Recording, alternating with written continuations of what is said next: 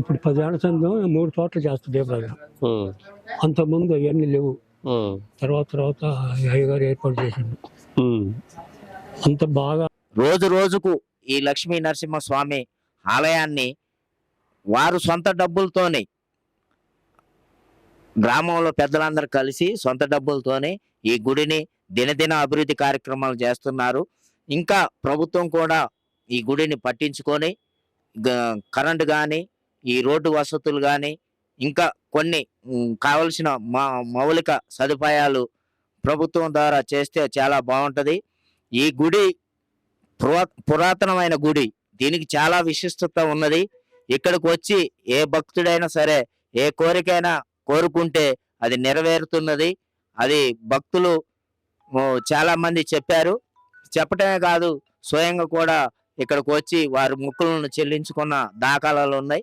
స్వామియే శరణమయ్యప్ప, స్వామి శరణ స్వామి. జై లక్ష్మీ నరసింహ స్వామికి జై. జై లక్ష్మీ నరసింహ స్వామికి జై.